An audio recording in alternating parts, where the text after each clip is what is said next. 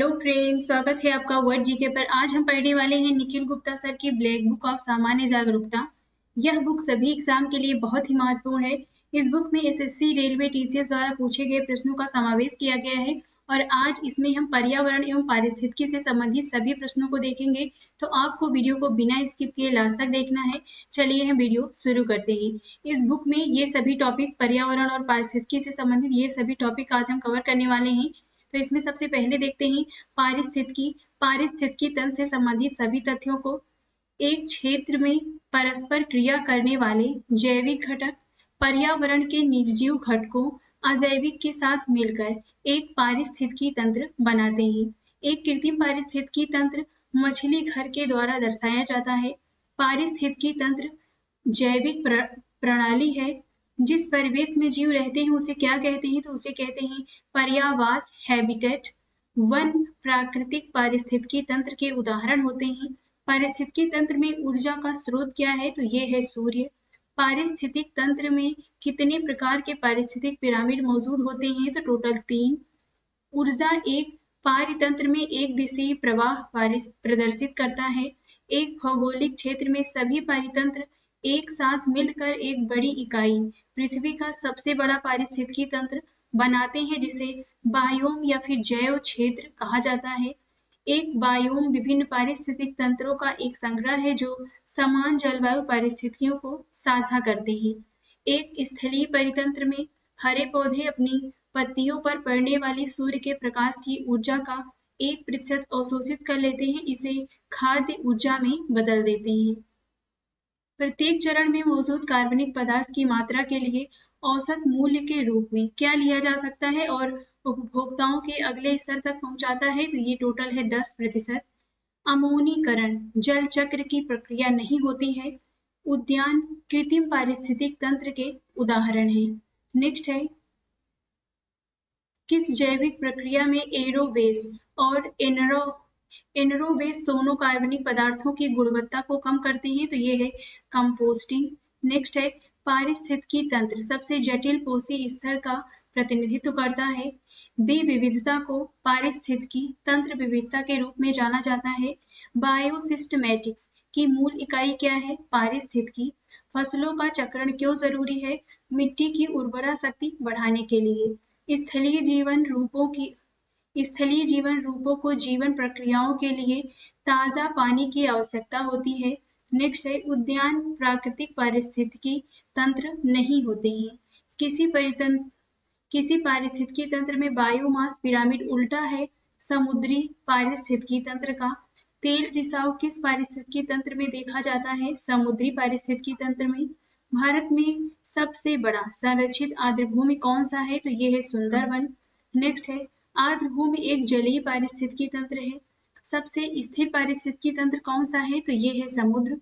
कई मीठे पानी के जानवर समुद्र के पानी में लंबे समय तक नहीं रह सकते हैं क्योंकि उन्हें परासरण समस्या का सामना करना पड़ता है। अर्ध शुष्क क्षेत्र एक स्थलीय पारिस्थितिकी तंत्र होता है।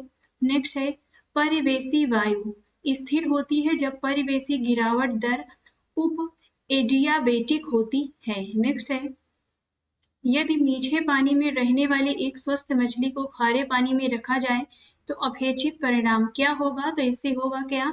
मछली निर्जलित हो जाती है और मर जाती है। किसी क्षेत्र की जैव विविधता एक अच्छा माप है वहां पाई जाने वाली प्रजातियों की संख्या का। नेक्स्ट है, जीवमंडल पृथ्वी का वह क्षेत्र है जहां जीवन पाया जाता है। इसमें निम्न में से क्या शामिल है? जल मंडल, स्थल मंडल, समताप मंडल या फिर क्षोभ मंडल। तो यहाँ पे तीसरे को छोड़कर जल मंडल, स्थल मंडल और क्षोभ मंडल शामिल है। बीओडी का फुल फॉर्म क्या है? बायोकेमिकल ऑक्सीजन डिमांड होता है। तालाबों और कुओं में से किस मछली को छोड़ने से मच्छरों को नियंत्रित करने में मदद मिलती है? तो ये है गमबूसिया मछली। नेक्स्ट है, बायोगैस के बारे में निम्नलिखित में से कौन सा कथन गलत बताना है? तो पहला है, बायोगैस में 1% से कम मीथेन होता है। दूसरा है, बायोगैस बिना धुएं के जलती है और कोई अवशेष नहीं छोड़ती है। तीसरा है, बायोगैस को गोबर गैस के नाम से भी जाना जाता है। और चौथा है, बायोगैस के उत्पादन में पौधों के हिस्सों, सब्जियों के कचरे और सीवेज का उपयोग किया जाता है।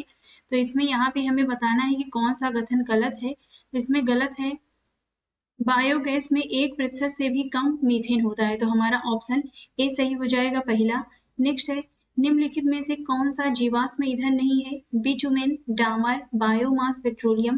तो इसमें बायोमास जीवाश्म ईंधन नहीं होता है, बिटुमेन, डामर और पेट्रोलियम होता है। नेक्स्ट है, विशिष्ट विशेषताओं या कुछ आदतों की उपस्थिति जो किसी पौधे या जानवर को अपने आसपास रहने में सक्षम बनाती है, ये कहलाती क्या है? तो इसे कहते हैं अनुकूलन। शैवाल और नीले हरे शैवाल जैव उर्वरक होते हैं। लाइकेन किन दो के बीच का संबंध है? तो शैवाल और कवक के बीच का। नेक्स्ट है, एस्केरिस एक मोनोजेनेटिक परजीवी होता है। परजीवी क्या है? तो ऐसी पारस्परिता जिसमें एक प्रजाति लाभान्वित होती है और दूसरी प्रजाति को नुकसान पहुंचाती है। सहजीवन क्या है? दोनों भागीदारों के अस्तित्व के लिए आवश्यक पारस्परिकता। नेक्स्ट है, जैव निम्नीकरण कचरे को आमतौर पर किसकी मदद से उपयोगी पदार्थों में बदला जा सकता है? जीवाणुओं की मदद से। पारितंत्र में नाइट्रोजन जीवाणु द्वारा परिचालित होता है। जीवाणु एक प्रमुख अजैविक कारक नहीं है।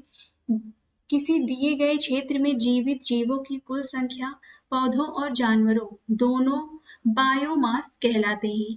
जीवमंडल से प्राप्त संसाधन और जीवन वाले जैसे मानव, वनस्पति और जीव मत्स्य पालन, पशुधन आदि जैविक संसाधन कहलाते हैं।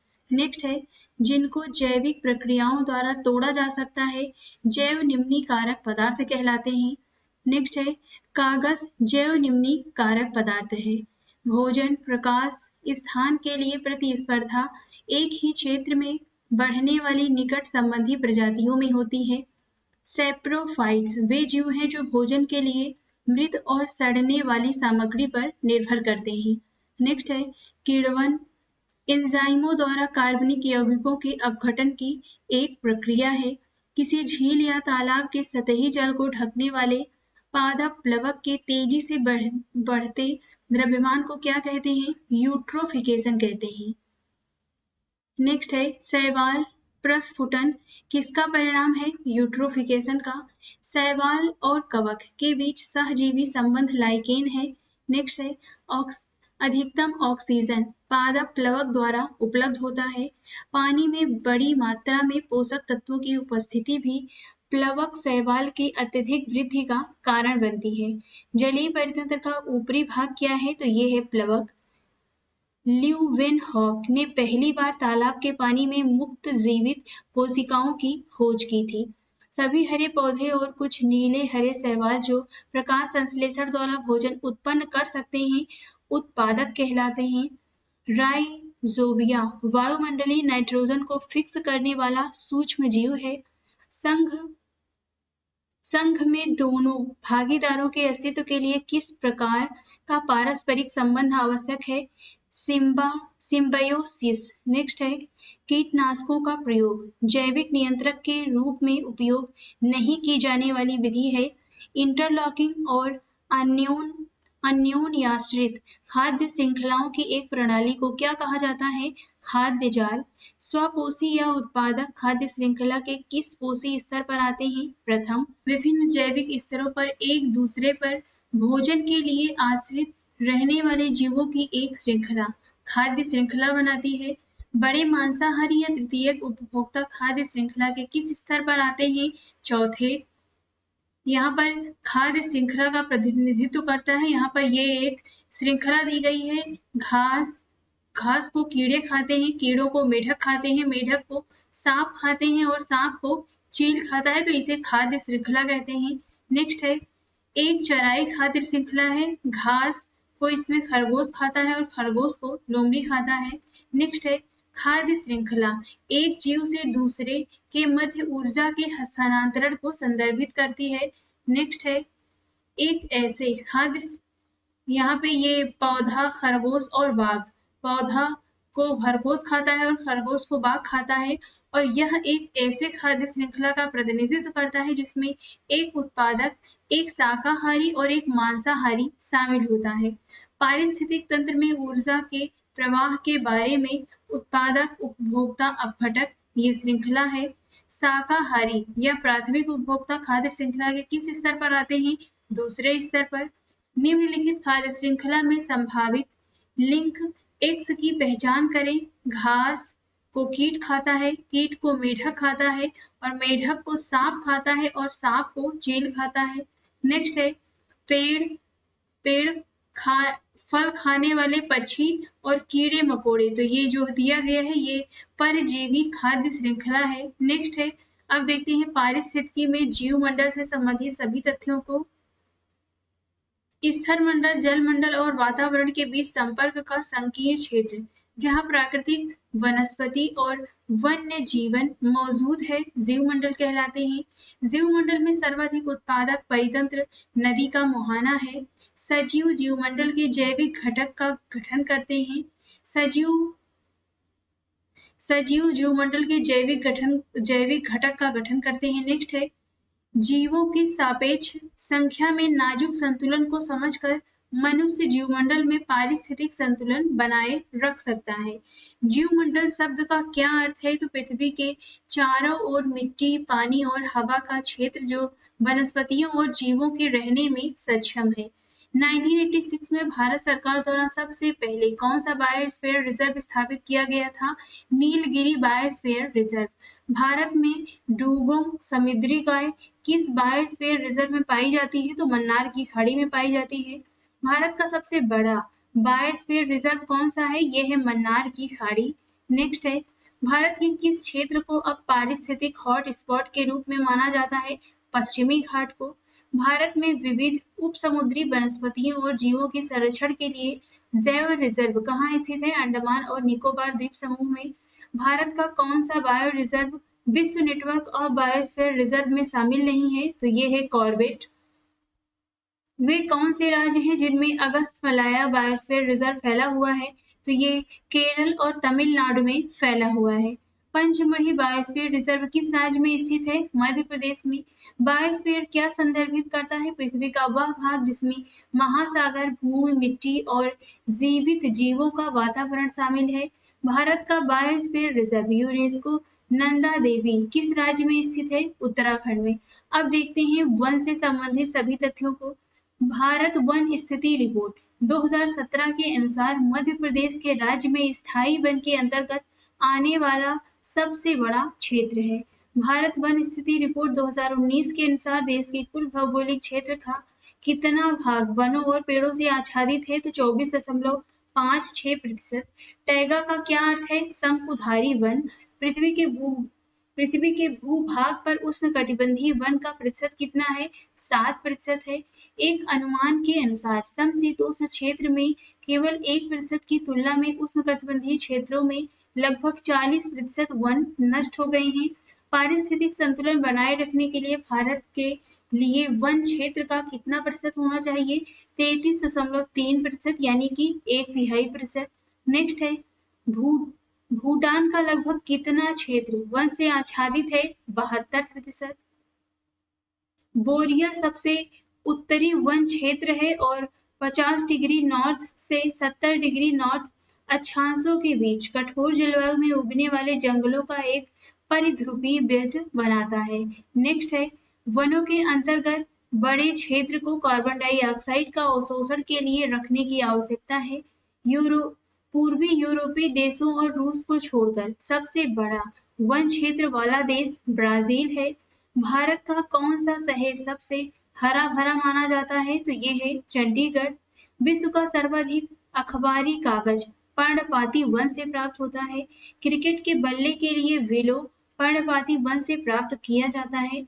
भारत में किस प्रकार का वन सर्वाधिक विस्तृत है? उष्णकटिबंधीय पर्णपाती वन।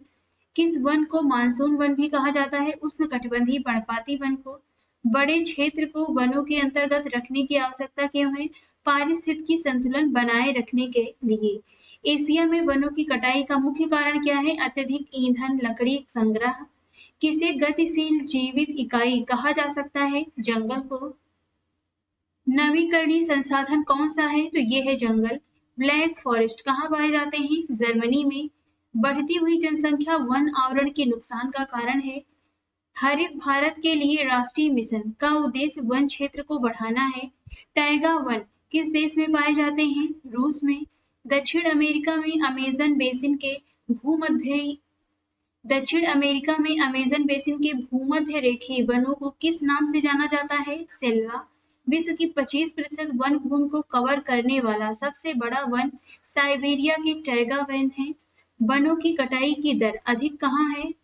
समशीतोष्ण क्षेत्र में। फॉरेस्ट सर्वे ऑफ इंडिया की 2019 की रिपोर्ट के अनुसार सभी राज्यों में सबसे ज्यादा फायर अलर्ट के मामले में कौन सा राज्य सबसे ऊपर है? तो ये है मिजोरम। भारत का कौन सा क्षेत्र देवदार के जंगलों से जुड़ा है? उत्तराखंड है। सर्वाधिक जैव विविधता कहाँ पाई जाती है? उष्णकटिबंधीय वर्षा वनों में। भारत का कौन सा क्षेत्र उष्णकटिबंधीय सदाबहार वन से आच्छादित है? तो ये है पश्चिमी घाट। भारत के किस भाग में उष्णकटिबंधीय सदाबहार वन नहीं पाए जाते हैं? पूर्वी घाट में। सेल्वा क्या है? ब्राजील के भूमध्य रेखीय वर्षा वन है। सदाबहार वन सदाबहार प्रकार के वन कहाँ पाए जाते हैं? भूमध्य रेखीय क्षेत्र में। उष्णकटिबंधीय वर्षा वन भरपूर वर्षा प्राप्त करते हैं। अधिकतम जैव विविधता उष्णकटिबंधीय वर्षा वन की विशेषता है। सदाबहार वर्षा वन मुख्य रूप से अच्छी तरह से वितरित 200 सेंटीमीटर से अधिक वार्षिक वर्षा वाले क्षेत्रों में पाए जाते हैं। भारत में वर्षा वन कहाँ पाए जाते हैं? उत्तरी पूर्वी हिमालय और पश्चिमी घाट में। वर्षा वन में छत्र की छाया में उगने वाली वनस्पति क्या कहलाती है? Under story. नेक्स्ट है जंगल पारिस्थितिक तंत्र का अजैविक घटक नहीं है। जंगल कौन यहाँ पे दिया गया है। नेक्स्ट प्रश्न है कौन सा एक कृत्रिम पारिस्थितिकी तंत्र नहीं है? तो ये है जंगल। किसी पारिस्थितिकी तंत्र में बायोमास सबसे अधिक पाए जाते हैं? तो वन पारिस्थितिकी तंत्र में सबसे अधिक बायोमास पाए जाते हैं। नेक्स्ट है टैगा किस प्रकार के पारिस्थितिकी तंत्र का उदाहरण है? वन पारिस्थितिकी तंत्र। वन जो चक्रवातों के विरुद्ध बाधाओं के रूप में कार्य करते हैं वे मैंग्रोव वन उर्फ ज्वारी वन है। नेक्स्ट है मैंग्रोव वन तटीय दलदल में पाए जाते हैं। सुंदरबन या मैंग्रोव वन कहाँ पाए जाते हैं? डेल्टाई पश्चिम बंगाल में। मैंग्रोव वनस्पति के लिए कौन सा क्षेत्र विख्यात है? दक्षिण परगना के सजने खाली जंगल। किस प्रकार की वनस्पति वस्तुतः वृक्ष विहीन होती है लेकिन विरल वनस्पति जैसे काई लाइकेन और छोटी झाड़ियां पाई जाती हैं? तो ये है टुंड्रा।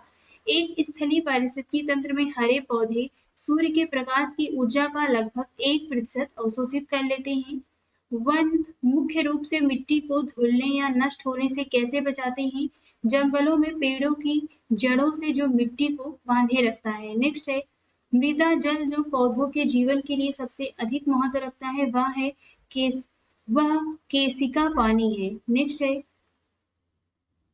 यहाँ पे दिया गया है ये साइट्स सरकारों के बीच एक अंतरराष्ट्रीय समझौता है जिसका उद्देश्य यह सुनिश्चित करना है कि जंगली जानवरों और पौधों के नमूनों का अंतरराष्ट्रीय व्यापार उनके अस्तित्व को खतरे में नहीं डालता है। साइट्स का मतलब क्या है? तो जंगली जीवों और वनस्पतियों के लुप्तप्राय प्रजातियों के अंतरराष्ट्रीय व्यापार पर एक समझौता है। उस स्थिति का नाम बताइए जो पौधों के विकास को विशिष्ट रूपों में प्रभावित करती है। वातावरण की परिस्थितियां। रबड़ के बागान कहाँ पाए जाते हैं? भूमध्य रेखीय क्षेत्र में। नीलगिरी पहाड़ियों में सामान्य पेड़ की प्रजाति यूकेलिप्टस है। लोकप्रिय रूप से ग्रीन गोल्ड के नाम से जाना जाने वाला पेड़ लेकिन जो एक पारिस्थितिक आपदा है वह है यूकेलिप्टस। 1987 में किस राज्य में एक अहिंसक आंदोलन शुरू हुआ जहां लोगों ने यूकेलिप्टस के पौधों को उखाड़ कर अपने लिए उपयोगी पौधे लगाए? तो ये है कर्नाटक। जंगल में उगने वाले कंडाली पौधे किसका उपयोग करके अपनी रक्षा करते हैं? बाल रोम। समुद्र के किनारे खारे पानी में उगने वाले पौधे हेलोफाइट्स कहलाते हैं। इन्हें कहते हैं लवण मृदोद्भिद। नेक्स्ट है पेड़ों की छाल पर धीरे धीरे बढ़ने वाले बड़े रंग के धब्बे सहजीवी जीवन रूपों के उदाहरण हैं जिन्हें लाइकेन कहा जाता है। सुंदरी पेड़ों की एक प्रसिद्ध प्रजाति मैंग्रोव वन में पाई जाती है। तटवर्ती जंगलों में आपको कौन सा पेड़ मिलेगा? तो सुंदरी पेड़ मिलेगा। जैव विविधता क्या है? एक ही जंगल में कई तरह के जीव जंतु। आजादी अजादिर चटा इंडिका भारतीय उपमहाद्वीप में पाए जाने वाले किस सदाबहार पेड़ का वानस्पतिक नाम है? तो ये है नीम का।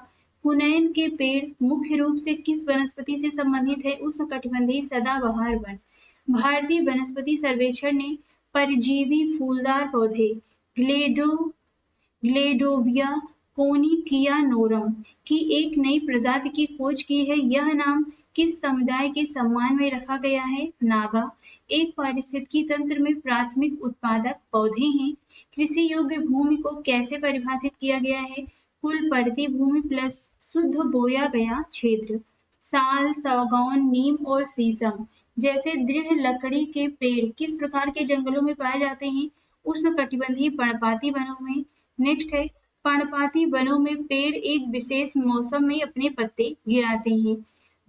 2,4-D का प्रयोग खरपतवार नाशक के लिए किया जाता है। रेगिस्तानों के विस्तार को रोकने के लिए पेड़ों को स्ट्रिप या ब्लॉक में लगाया जाता है, जिसमें रेगिस्तान को एक तरफ सबसे छोटे पेड़ और दूसरी तरफ सबसे ऊंचे पेड़ होते हैं। इस प्रकार के वृक्षारोपण को विंड वृक्ष कहा जाता है। भारतीय वन अनुसंधान संस्थान कहाँ स्थित है? देहरादून में। शुष्क वन अनुसंधान संस्थान जोधपुर में स्थित है। भारतीय वानस्पतिक सर्वेक्षण का मुख्यालय किस शहर में स्थित है? कोलकाता में। भारत सरकार द्वारा पहली राष्ट्रीय वन नीति कब जारी की गई थी? 1952 में। रियो शिखर सम्मेलन जैव विविधता पर कन्वेंशन से संबंधित है। जैव विविधता पर कन्वेंशन के संदर्भ में पार्टियों के सम्मेलन की 11वीं बैठक अक्टूबर 2012 में कहाँ आयोजित की गई थी? हैदराबाद में। इनमें से कौन सा संगठन उष्णकटिबंधीय वनों के सतत प्रबंधन और संरक्षण को बढ़ावा देता है? अंतरराष्ट्रीय उष्णकटिबंधीय लकड़ी संगठन ICAR। केंद्रीय आलू अनुसंधान संस्थान CPRI कहाँ स्थित है? शिमला में। नेक्स्ट है, भारत में शीतोष्ण वन अनुसंधान केंद्र किस शहर में है? शिमला में। राष्ट्रीय कृषि वानिकी अनुसंधान केंद्र कहाँ स्थित है? झांसी में। दक्षिण अमेरिका के शीतोष्ण घास के मैदान पम्पास कहलाते हैं। दक्षिण अफ्रीका में शीतोष्ण घास के मैदान वेल्ड्स कहलाते हैं। पारिस्थितिकी पिरामिडों में ऊर्जा का पिरामिड हमेशा ऊर्ध्ववर्ती होता है। वेल्ड डाउन्स पम्पास शब्द घासों के मैदान से संबंधित हैं। हिमालय पर 3600 मीटर से ऊपर की विशिष्ट प्राकृतिक वनस्पति अल्पाइन मिलती है। घास स्थल स्थलीय आवास का एक उदाहरण है। नेक्स्ट है, स्टेपी शब्द किस जैव क्षेत्र से संबंधित है? घास के मैदान से। जम्मू और कश्मीर में लघु हिमालय पर्वतमाला की ढलानों पर स्थित छोटे घास के मैदान को क्या कहा जाता है? मर्ग कहा जाता है। उत्तरी अमेरिका के शीतोष्ण घास के मैदानों को क्या कहा जाता है? प्रेयरीज। उष्णकटिबंधीय घास के मैदान का कौन सा जोड़ा स्थान सही है? Savanna Africa. घास के मैदानों में पेड़ पारिस्थितिक अनुक्रम के एक भाग के रूप में पानी की सीमाबद्धता और आग के कारण घास की जगह नहीं लेते हैं। अब देखते हैं राष्ट्रीय उद्यान और अभ्यारण्य से संबंधित सभी तथ्यों को। मानस राष्ट्रीय उद्यान और काजीरंगा राष्ट्रीय उद्यान किस राज्य में स्थित है? असम में है। काजीरंगा राष्ट्रीय उद्यान को किस वर्ष आरक्षित वन घोषित किया गया? 1908 में। भारत में कौन सा अभ्यारण्य गैंडे के लिए प्रसिद्ध है और यह किस राज्य में स्थित है? तो यह है काजीरंगा, असम में है। किस राज्य केंद्र शासित प्रदेश में एक सींग वाले गैंडे भारतीय गैंडे का प्राकृतिक आवास स्थित है? असम में। बांदीपुर राष्ट्रीय उद्यान और नागरहेल राष्ट्रीय उद्यान कहाँ स्थित है? कर्नाटक में। भारत में स्थापित पहला राष्ट्रीय उद्यान कौन सा है? जिम कॉर्बेट राष्ट्रीय उद्यान उत्तराखंड में है। कान्हा राष्ट्रीय उद्यान, बांधवगढ़ राष्ट्रीय उद्यान और पन्ना राष्ट्रीय उद्यान कहाँ पर स्थित है? मध्य प्रदेश में है। न केवल भारत में बल्कि दुनिया में सबसे बड़ा मैंग्रोव वन कौन सा है? सुंदरवन। भारत के सुंदरवन राष्ट्रीय उद्यान से सटा सुंदरवन रिजर्व फॉरेस्ट किस पड़ोसी देश में स्थित है? बांग्लादेश में। सुंदरवन राष्ट्रीय उद्यान को यूनेस्को की विश्व धरोहर स्थलों की सूची में शामिल किया गया है। गिर राष्ट्रीय उद्यान और गिर जंगल कहाँ पर स्थित है? गुजरात में। गिर राष्ट्रीय उद्यान अपने एशियाई शेर के लिए जाना जाता है। किश्तवाड़ राष्ट्रीय उद्यान और दाची गाम अभ्यारण्य कहाँ स्थित है? जम्मू और कश्मीर में। दाची गाम एकमात्र अभ्यारण्य है जहाँ कश्मीरी हिरण पाए जाते हैं। वन्य जीवों के कल्याण के लिए आरक्षित क्षेत्र जिनमें मानव हस्तक्षेप निषिद्ध है ये कहलाता है राष्ट्रीय उद्यान। नामदफा राष्ट्रीय उद्यान कहाँ पर स्थित है? अरुणाचल प्रदेश में। विक्रमशिला गंगा डॉल्फिन अभ्यारण्य कहाँ स्थित है? भागलपुर। कांगेर घाटी राष्ट्रीय उद्यान किस राज्य में स्थित है? छत्तीसगढ़। गुरु घासीदास राष्ट्रीय उद्यान कहाँ स्थित है? छत्तीसगढ़। नेपाल में कौन सा राष्ट्रीय उद्यान भारत के वाल्मीकि राष्ट्रीय उद्यान की निरंतरता है? चितवन राष्ट्रीय उद्यान। भारत के बायोस्फीयर रिजर्व के संदर्भ में दाची गाम बायोस्फीयर रिजर्व नहीं है। नेक्स्ट है दुधवा राष्ट्रीय उद्यान उत्तर प्रदेश में स्थित है। असम में मानस अभ्यारण्य किस लिए जाना जाता है? हाथियों के लिए। केरल का पहला हाथी अभ्यारण्य गुरुवायूर मंदिर है। प्रोजेक्ट एलिफेंट को भारत में 1992 में लॉन्च किया गया था। ग्रेट हिमालयन नेशनल पार्क कहाँ पर स्थित है? हिमाचल प्रदेश में। प्रवाल भित्तियों के संरक्षण के लिए भारत सरकार ने कच्छ की खाड़ी को मरीन पार्क घोषित किया है। बांकापुर मयूर अभ्यारण्य किस राज्य में स्थित है? कर्नाटक में। ब्रह्मगिरी वन्यजीव अभ्यारण्य कर्नाटक के किस जिले में स्थित है? कोडागू जिले में। भारत का पहला राष्ट्रीय उद्यान जिसे 1936 में स्थापित किया गया का नाम है हैली नेशनल पार्क। हरियाणा के सबसे प्रसिद्ध पक्षी अभ्यारण्य कौन सा है? सुल्तानपुर। मिजोरम उस राज्य अथवा केंद्र शासित प्रदेश में से एक है जो ओसुडू झील पक्षी अभ्यारण्य के एक हिस्से को समायोजित करता है। निम्नलिखित में से कौन सा राष्ट्रीय उद्यान पूर्वी हिमालय उपक्षेत्र में सबसे बड़ा संरक्षित क्षेत्र है? बांदीपुर राष्ट्रीय उद्यान, नामदफा राष्ट्रीय उद्यान, कीबुल लामजाओ राष्ट्रीय उद्यान, जिम कार्बेट राष्ट्रीय उद्यान। तो इसमें से आंसर होगा नामदफा राष्ट्रीय उद्यान, यानी कि दूसरे का क्या होगा? तो यहाँ पे दिया गया है राष्ट्रीय उद्यान पूर्वी हिमालय उपक्षेत्र में सबसे बड़ा संरक्षित क्षेत्र है, तो ये है नामदफा राष्ट्रीय उद्यान। पिनवेरी नेशनल पार्क कहाँ पर स्थित है? हिमाचल प्रदेश में। कौन सा वन्य जीव अभ्यारण्य उत्तर प्रदेश में एक 3 राज्यों से संरक्षित क्षेत्र है? यह गंभीर रूप से लुप्त प्राय घड़ियाल, लाल मुकुट वाले मछुए और लुप्त प्राय गंगा नदी डॉल्फिन के लिए भी प्रसिद्ध है। राष्ट्रीय चंबल अभ्यारण्य। गर्म पानी अभ्यारण्य कहाँ पर स्थित है? कार्बी आंगलोंग असम में। भारत में आमतौर पर सर्दियों में साइबेरियन क्रेन को कहाँ देख सकते हैं? केवलादेव घाना अभ्यारण्य में। साइलेंट वैली नेशनल पार्क भारतीय राज्य केरल में स्थित है। पेरियार वन्य जीव अभ्यारण्य केरल राज्य में स्थित है। राष्ट्रीय वनस्पति उद्यान कहाँ स्थित है? कोलकाता में। हिमतेंदुए का घर हेमिस राष्ट्रीय उद्यान कहाँ पर स्थित है? लद्दाख में। मध्य प्रदेश का शिवपुरी राष्ट्रीय उद्यान किसके लिए महत्वपूर्ण है? तेंदुआ और चीतल के लिए। क्लाउडेड लेपर्ड नेशनल पार्क किस राज्य में स्थित है? त्रिपुरा में। गिर वन सिंह अभ्यारण्य के लिए विख्यात है। विश्व का एकमात्र तैरता हुआ राष्ट्रीय उद्यान कीबुल लामजाओ कहाँ पर स्थित है? मणिपुर में। भारत में सबसे बड़ा बाघ अभ्यारण्य है Nagarhole national park Nilgiri biosphere reserve का हिस्सा है। नागरहोल राष्ट्रीय उद्यान जिसे राजीव गांधी राष्ट्रीय उद्यान के नाम से भी जाना जाता है, ये कर्नाटक राज्य में स्थित एक वन्य जीव अभ्यारण्य है। महात्मा गांधी समुद्री राष्ट्रीय उद्यान किस राज्य में स्थित है? ये अंडमान और निकोबार द्वीप समूह में है। केरल के थेडक्की में स्थित पेरियार वन्य जीव अभ्यारण्य प्राकृतिक सुंदरता और समृद्ध जैव विविधता के साथ प्रकृति की प्रचुरता का भी आदर्श उदाहरण है। रणथंभौर वन्य जीव अभ्यारण्य कहाँ पर स्थित है? तो ये है राजस्थान में।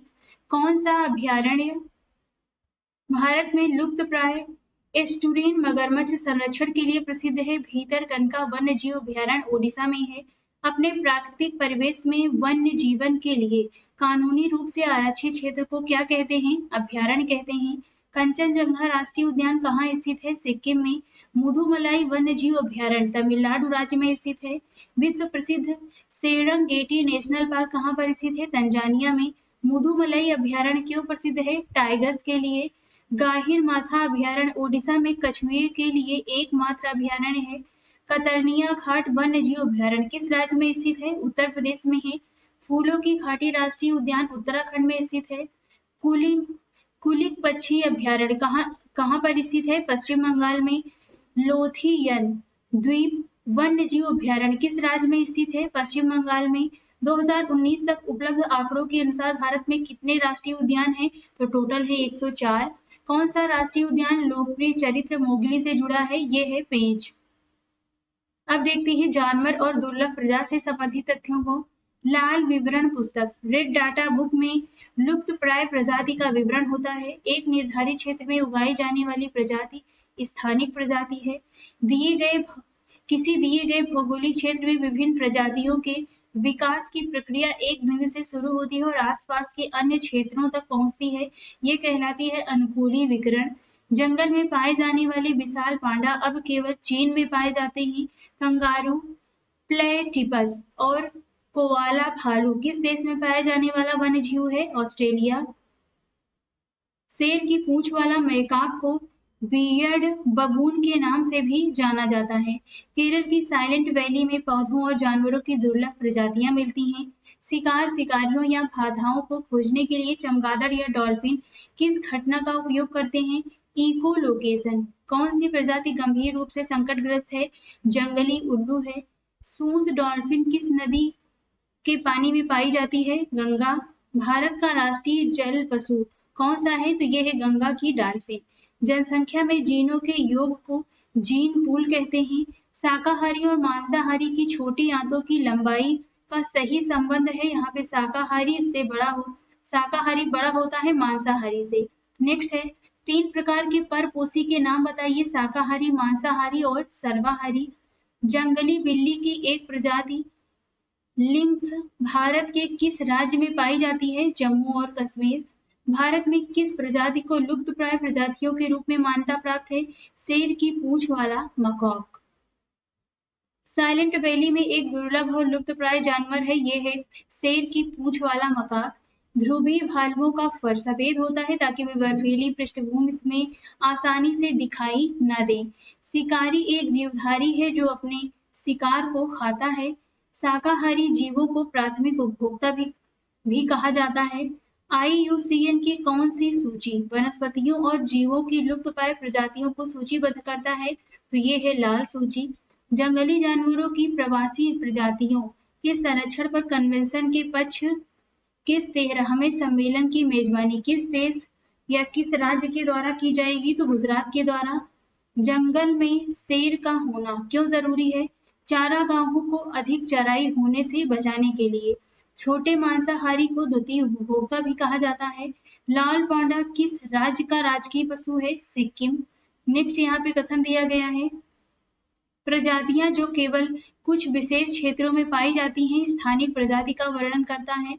भारत का सबसे बड़ा वन्य जीव अभयारण्य किस जानवर के लिए प्रसिद्ध है? जंगली भारतीय गधा। हिमालय क्षेत्र में पाए जाने वाले लंबे बालों वाले स्तनधारियों का नाम बताइए। तो ये है याक। निम्नलिखित में से कौन ओडिशा में स्थित नहीं है? तो इसमें बताना है आपको नहीं में मयूरभंज हाथी रिजर्व, दूसरा है संबलपुर हाथी रिजर्व, सोनितपुर हाथी रिजर्व या फिर महानदी हाथी रिजर्व। तो यहाँ पे आंसर होगा हमारा तीसरा। यहाँ पे नहीं बताना है तो नहीं में तीसरा होगा सोनितपुर हाथी रिजर्व। नेक्स्ट है ये ओडिशा में स्थित नहीं है, बाकी तीनों ओडिशा में स्थित है। नेक्स्ट है भारत में प्रोजेक्ट टाइगर 1973 में शुरू किया गया। बक्सा टाइगर रिजर्व कहाँ पर स्थित है? पश्चिम बंगाल में। वाल्मीकि टाइगर रिजर्व कहाँ पर स्थित है? पश्चिम चंपारण बिहार में स्थित है। IUCN के तहत बाघ किस श्रेणी से संबंधित है? खतरे से यानी इंडेंजर्ड। शेर कहाँ पर संरक्षित है? गिर अभयारण्य में। 1973 में प्रोजेक्ट टाइगर जिम कॉर्बेट राष्ट्रीय उद्यान में शुरू किया गया था। जंगली गधा कहाँ पाया जाता है? कच्छ में। डंपा टाइगर रिजर्व किस राज्य में स्थित है? मिजोरम। कर्नाटक में नागरहोल टाइगर रिजर्व में एशियाई हाथियों का सबसे बड़ा निवास स्थान है। पेंच टाइगर रिजर्व किस राज्य में स्थित है? मध्य प्रदेश। सरिस्का टाइगर रिजर्व राजस्थान में स्थित है। सरिस्का और रणथंभौर किसके लिए रिजर्व है? तो बाघ के लिए। अब देखते हैं पर्यावरण से संबंधित सभी तथ्यों को। पानी एक अजैविक और नवीकरणीय संसाधन है। पर्यावरण में अजैविक और जैविक कारक शामिल हैं। एक वातावरण के अंतर्गत क्षैतिज ताप स्थानांतरण को क्या कहा जाता है? अनुकूलन। नॉन बायोडिग्रेडेबल कचरे से छुटकारा पाने के लिए पुनर्चक्रण सबसे अच्छा उपाय है। पर्यावरण प्रबंधन प्रणाली से संबंधित कौन सा ISO प्रमाणन है? तो ये है 14001। निम्नलिखित में से कौन सा एक नॉन बायोडिग्रेडेबल अपशिष्ट है? सब्जियां, मृत जानवर, प्लास्टिक, फूल। तो इसमें से प्लास्टिक आंसर होगा। भारत में स्वीकार्य ध्वनि प्रदूषण स्तर 40 से 45 डेसिबल के बीच है। विश्व स्वास्थ्य संगठन के अनुसार एक स्वस्थ मनुष्य की मानक श्रव्य क्षमता की सीमा कितनी होती है? 5 से 10 डेसिबल। स्टोन कैंसर किसके कारण होता है? अम्लीय वर्षा। कौन सी मानव निर्मित आपदाएं सामाजिक रूप से प्रेरित हैं? ये है आगजनी। विश्व में वायु प्रदूषण का उच्चतम स्रोत क्या है? मोटर वाहन। कौन सा ईंधन न्यूनतम पर्यावरण प्रदूषण का कारक है? तो ये है हाइड्रोजन। कचरे के निपटान का सबसे अच्छा तरीका क्या है? भूमि भरना। वे प्रदूषक जो रिश्ते भूजल के साथ नीचे की ओर बढ़ते हैं लीचिट कहलाते हैं। वह जीव जो वायु प्रदूषण की निगरानी करता है काई है। प्राकृतिक आपदा जिसमें एक गहरी झील के पानी से अचानक कार्बन डाइऑक्साइड निकलता है लिमिनिक के रूप में जाना जाता है। दिसंबर 1984 में भोपाल गैस त्रासदी में जिस गैस का रिसाव हुआ वो थी मिसाइल आइसोसाइनेट। जैव प्राकृतिक जैविक खाद रासायनिक उर्वरकों से बेहतर पाई जाती है क्योंकि जैविक उर्वरक मिट्टी की उत्पादकता को बनाए रखते हैं। हरित लेखांकन का अर्थ है देश की राष्ट्रीय आय को प्रदूषण और पर्यावरणीय क्षति आकलन को ध्यान में रखते हुए मापना। कौन से 3 आय पर्यावरण के लिए अनुकूल माने जाते हैं? तो ये है पुनः उपयोग, रिसाइकल, कम करना यानी रिड्यूस, रीयूज और रिसाइकिल। विपरीत परासरण जल प्रदूषण का उपचार है। जिस फिल्टर का सीवेज छिड़का जाता है उसे रिसाव फिल्टर कहते हैं। निचले क्षेत्रों में ठोस अपशिष्ट का डंपिंग सैनिटरी लैंड फिलिंग कहलाता है। प्रदूषित वातावरण से निकलने वाले पार्टिकुलेट मैटर PM चिन्ह को छींकने की प्रक्रिया के दौरान फिल्टर किया जाता है। नेक्स्ट है फसलों पर DDT के छिड़काव से जमीन और पानी का प्रदूषण होता है। ताप विघटन जो ठोस अपशिष्ट उपचार की एक प्रक्रिया है जो वायुमंडलीय दबाव पर 430 डिग्री सेल्सियस से ऊपर के तापमान पर होती है। किसी झील में अत्यधिक मात्रा में ऊष्मा का जुड़ना उसमें प्रदूषण कहलाता है। जैव आवर्धन का तात्पर्य किससे है? विषाक्त पदार्थ बढ़ जाने से। यदि किसी जल निकाय में उच्च BOD मान है तो वह सामान्यतः बहुत प्रदूषित होता है। कौन सा खरपतवार औद्योगिक बहिस्रावों से होने वाले जल प्रदूषण को नियंत्रित करने में प्रभावी है? तो ये है जलकुंभी। ऊन एक बायोडिग्रेडेबल कचरा है। नेक्स्ट है कौन सी गैस सूर्य के साथ साथ पृथ्वी यानी ग्रीन हाउस गैस से निकलने वाली गर्मी के अवशोषण के लिए सबसे महत्वपूर्ण और ग्लोबल वार्मिंग की घटनाओं में अधिकतम योगदान देती है? Carbon dioxide. कौन सी ग्रीन हाउस गैसों में सबसे अधिक ऊष्मा धारण करने की क्षमता होती है? क्लोरोफ्लोरोकार्बन। नाइट्रस ऑक्साइड और मीथेन जैसी ग्रीन हाउस गैसें का सबसे अधिक उत्पादन करने वाला जीव कौन सा है? तो ये है हरे पौधे। ग्रीन हाउस प्रभाव का क्या अर्थ है? वायुमंडलीय गैसों के कारण सौर ऊर्जा का बढ़ना। ओजोन परत पराबैंगनी किरणों से वायुमंडल की रक्षा करती है। पृथ्वी की सतह पर ओजोन परत लगभग 3 मिमी मोटी है। हमारे ग्रह के वैश्विक जलवायु परिवर्तन के 5 प्रमुख संकेतक कौन कौन से हैं? आर्कटिक समुद्री बर्फ, कार्बन डाइऑक्साइड, वैश्विक तापमान, समुद्र जल और भूमि बर्फ। अब देखते हैं प्रोटोकॉल और आंदोलन से संबंधित सभी तथ्यों को। क्योटो प्रोटोकॉल किस वर्ष लागू हुआ था? 2005 में। किगाली समझौता मॉन्ट्रियल प्रोटोकॉल में 8वां संशोधन है। नेक्स्ट है विभिन्न देशों द्वारा हस्ताक्षरित क्योटो प्रोटोकॉल किससे संबंधित है? स्वच्छ पर्यावरण और जलवायु परिवर्तन से। क्योटो प्रोटोकॉल क्या है? यह ग्लोबल वार्मिंग को कम करने के लिए कदम उठाने के लिए देशों के बीच एक समझौता है। वातावरण में क्लोरोफ्लोरोकार्बन के उत्सर्जन पर प्रतिबंध लगाने के लिए पहला कौन सा प्रोटोकॉल बनाया गया था? Montreal protocol. भारत में आर्द्र भूमि सम्मेलन रामसर कन्वेंशन किस वर्ष लागू हुआ? 1982 में। रामसर कन्वेंशन अंतर सरकारी संधि है जो आर्द्र भूमि के संरक्षण के लिए ढांचा प्रदान करती है। किस राज्य में रामसर आर्द्र भूमि साइट दीपोर बली स्थित है? असम में। खाड़ियां और उनके आसपास की आर्द्रभूमि आमतौर पर पाए जाने वाले पानी के निकाय हैं जहां नदियां समुद्र में मिलती हैं। नेक्स्ट है आर्द्रभूमि कृषि में वर्षा के मौसम में पौधों की मिट्टी की नमी की आवश्यकता अधिकता में होती है। अष्टमुडी की आर्द्रभूमि कहाँ पर स्थित है? केरल में। रामसर कन्वेंशन का मिशन आर्द्रभूमि का संरक्षण करना है। बेसिल प्रोटोकॉल किससे संबंधित है? सीमा पार खतरनाक डंपिंग से। चिपको आंदोलन किससे संबंधित है? वन संरक्षण। वन संरक्षण के संदर्भ में नवदन्या वन संरक्षण के संबंध में वनदन्या आंदोलन की शुरुआत 1987 में वंदना शिव द्वारा की गई थी। बिश्नोई आंदोलन पेड़ों की कटाई के खिलाफ शुरू किया गया। वनारोपण की प्रक्रिया अधिक से अधिक पौधे लगाना है। वन महोत्सव का संबंध किससे है? वृक्षारोपण और पौधों की सुरक्षा से। पुनर्वन रोपण एक जंगल को पुनर्स्थापित करने की प्रक्रिया है जो कभी अस्तित्व में था लेकिन अतीत में किसी समय हटा दिया गया था। 1973 के चिपको आंदोलन के प्रणेता कौन थे? तो ये थे सुंदर लाल बहुगुणा। प्रसिद्ध चिपको आंदोलन किससे संबंधित है? पेड़ से। अब देखते हैं विविध के अंतर्गत दिए गए सभी तथ्यों को। सूर्य का प्रकाश निवास का कौन सा घटक बनाती है? तो ये है अजैविक घटक। बांस एक प्रकार की एक घास होती है। बांस। जैव विविधता का अंतरराष्ट्रीय वर्ष 2010 था। 1 पाउंड शहद बनाने के लिए मधुमक्खियों को लगभग कितने फूलों से पराग इकट्ठा करना पड़ता है?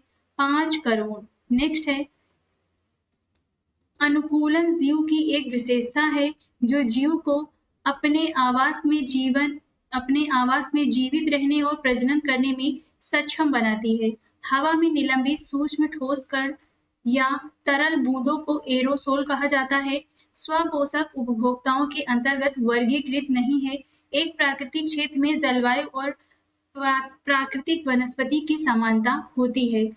सहभोजिता वह अंतःक्रिया है जिसमें एक जाति को दूसरे से लाभ होता है पर दूसरे को पहले से ना तो नुकसान होता है और ना ही लाभ होता है। कौन से जीव प्रत्यक्ष या अप्रत्यक्ष रूप से अपनी जीविका के लिए उत्पादकताओं पर निर्भर हैं? तो ये है उपभोक्ता। मृदा संरक्षण की जैविक विधि कौन सी है? समोच्च खेती यानी कंटूर खेती। एक खेत में सांप और गिद्ध चूहों को खा रहे हैं। यदि जंगली कुत्तों को खेत में छोड़ दिया जाए तो तत्काल परिणाम क्या होगा? चूहों की संख्या में कमी होगी। एक प्याज का खाने योग्य भाग मांसल पत्ते होता है। भारत की जनजातियों में किस जनजाति के नाम पर विश्व के प्राचीन भूवैज्ञानिक इतिहास के एक बड़े महाद्वीप का नाम रखा गया है? ये है गोंड। प्राकृतिक चयन के तंत्र का वर्णन करने के तरीके के रूप में सर्वाइवल ऑफ द फिटेस्ट योग्यतम की उत्तरजीविता वाक्यांश हर्बर्ट स्पेंसर द्वारा गढ़ा गया था। मृत सागर को मृत किस लिए कहा जाता है? बहुत ज्यादा नमक की वजह से इसमें किसी भी प्राणी का जीवित रहना संभव नहीं है यानी असंभव है।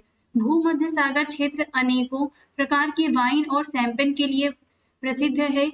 नमी एक अजैविक कारक है। नेक्स्ट है गण उच्च श्रेणी होने के कारण श्रेणियों का एकत्रीकरण है जो कुछ समानताओं को प्रदर्शित करता है। किस श्रेणी में स्तनधारियों के साथ साथ मछलियों, उभयचर, सरीसृप, पक्षियों जैसे जानवरों को शामिल किया गया है? तो ये है फाइलम। प्रथम अंतरराष्ट्रीय शिखर सम्मेलन कहाँ आयोजित किया गया था? रियो डी जेनेरियो में। किसी क्षेत्र की विशिष्ट वनस्पतियों का वितरण मुख्यतः किसके द्वारा निर्धारित किया जाता है? मिट्टी, पानी और तापमान द्वारा। मनुष्यों के विकास के साथ साथ प्रकृति की क्षमता को बनाए रखने को सतत विकास कहा जाता है। दलदल स्थलीय आवास का उदाहरण नहीं है। बेसिल संधि एक अंतरराष्ट्रीय संधि है जिसे राष्ट्रों के बीच खतरनाक कचरे की आवागमन को कम करने के लिए बनाया गया। नेक्स्ट है ठंडे क्षेत्रों में रहने वाले जानवरों की खाल हवा को फंसाती है और उन्हें गर्म रखती है। वायुमंडलीय नाइट्रोजन में नाइट्रेट्स के सूक्ष्मजीवी क्षरण को क्या कहा जाता है? अनाइट्रीकरण। सर्दियों की तुलना में गर्मियों में मछलियों की मौत अधिक क्यों होती है? ऑक्सीजन की कमी के कारण। अधिकतम जैविक विविधता की क्षति किसके द्वारा होती है? गामा किरणें के द्वारा। उत्तर भारत में हाल के दिनों में बाढ़ की घटनाओं में वृद्धि का क्या कारण है? जल ग्रहण क्षेत्र में वनों की कटाई में वृद्धि। किसी समुदाय के स्वास्थ्य का सबसे संवेदनशील संकेतक कौन सा है? शिशु मृत्यु दर। पर्यावास हैबिटेट की सही परिभाषा क्या है? एक जीवित जीव का प्राकृतिक वातावरण और वह स्थान जहाँ कोई व्यक्ति विशेष जीवित जीव को ढूंढ सकता है। वे संसाधन जिनका वर्ष दर वर्ष निरंतर उपयोग किया जा सकता है अक्षय कहलाते हैं, यानी रिन्यूएबल। नेक्स्ट है परमाणु ऊर्जा, एक गैर पारंपरिक ऊर्जा स्रोत नहीं है। पौधों के रस, नर मच्छर अपना भोजन कहाँ से लेते हैं? सॉरी, यह मैंने गलत बोल दिया। नर मच्छर अपना भोजन कहाँ से लेते हैं? तो ये लेते हैं पौधों के रस से। पर्यावरण लेखा परीक्षा में सरकारी एजेंसियों द्वारा जांच शामिल नहीं होती है। मानव पर्यावरण सम्मेलन 1972 कहाँ आयोजित किया गया था? स्टॉकहोम में। किस गांव में देखा गया है कि भूमि क्षरण को नियंत्रित करना संभव है? सुखोमा जरी। तापमान पारिस्थितिक रूप से सबसे प्रासंगिक पर्यावरणीय कारक है। नदी के किनारे मछली की अनुपस्थिति अवनति का क्षेत्र इंगित करती है। तो इस वीडियो में हमने देखा ब्लैक बुक में दिए गए पारिस्थितिकी से संबंधित सभी तथ्यों को। वीडियो आपको कैसी लगी कमेंट बॉक्स में जरूर बताइएगा और इसके अन्य टॉपिक पढ़ने के लिए हमारे चैनल को लाइक शेयर और सब्सक्राइब भी करते रहिए। आज इस वीडियो में बस इतना ही।